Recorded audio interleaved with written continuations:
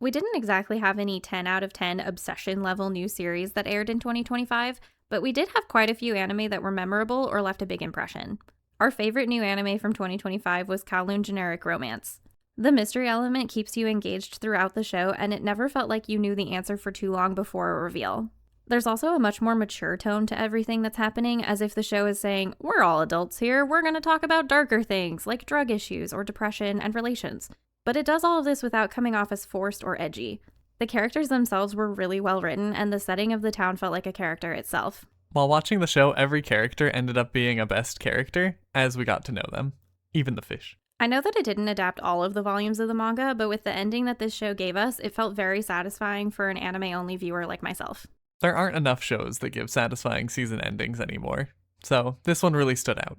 Now, I know a lot of people will avoid a show if it is an isekai, but I feel like my status as an assassin obviously exceeds the heroes is a cut above the rest. The majority of complaints that people have for the genre of isekai are just not present here.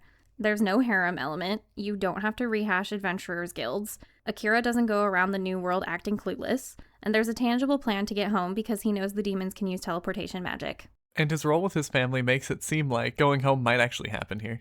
The only thing that I can't argue is whether or not Akira is overpowered because he has a kind of magic that nobody else has seen before that seems almost limitless. He's also a very brooding, lone wolf type of character, so if you're the kind of person that can't handle OP powers or edgelords, then I can't help you here. Let's Go Karaoke was an excellent character piece, and it presented a good coming-of-age story without infantilizing it.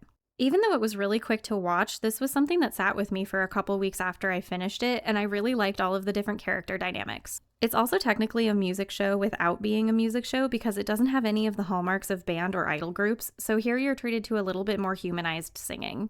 It's also got a little bit of BL energy, just a smidge. Sometimes you get a vibe between the main characters, but then obviously in that case there's an age gap relationship that would be very problematic considering positions of authority, and so take that as you will. It's definitely not the main focus of the show though, it's just like an easier ship than average sort of thing.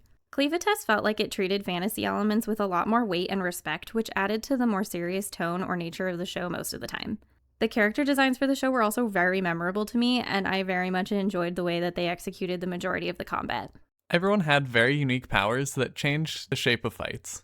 And I thought it was cool how the swords held a lot of the abilities rather than the individual. And Clevetess was a well-written OP character with limits. However, I think this could have been a good contender to complete a story within 12 episodes if they had chosen to do that, so I'm a little sad that it wasn't self-contained within a single season. But at the same time, I would like to see what the future holds for a second season with them interacting with magic more. They did a really good job concluding the story arc here, but they also have a lot of world built up that'll be fun to explore. For the best returning series of 2025, we'll start with the Apothecary Diaries Season 2.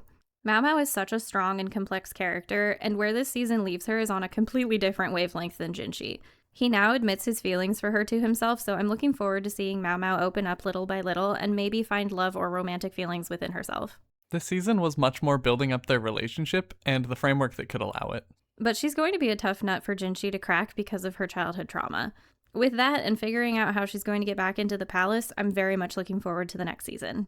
I know that a lot of people were frustrated that Oscar and Tanasha's relationship was reset in Unnamed Memory Season 2, but I feel like the core of the narrative is about how a powerful love will return to each other no matter the circumstances, so it didn't put me off the story.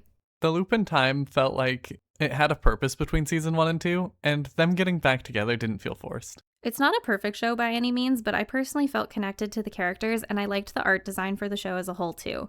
If you like fantasy anime that are not isekai, I would suggest giving this series a try. I had struggled to feel the hype for solo leveling in Season 1, but I really felt it this season. I enjoyed the music and sound design and combat that we had this time a lot more. They did such a good job with the spectacles this season. It would be nice to see more character development now that Jinwoo's mom is not as much of a driving factor for his motivations, though. Hopefully any subsequent seasons would spend a little bit more time on storytelling, but even if the next part is only equivalent to this season, I'll still have a good time watching it. I am really excited to see more world building around the portals, his powers, and his dad. Finally, we have My Dress Up Darling Season 2.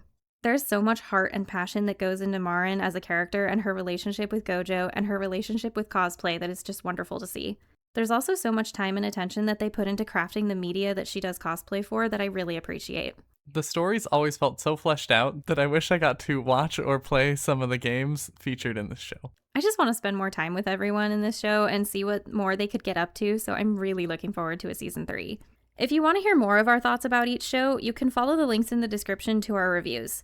Let us know in the comments which anime was your favorite from 2025, and if you're having fun, please like and subscribe.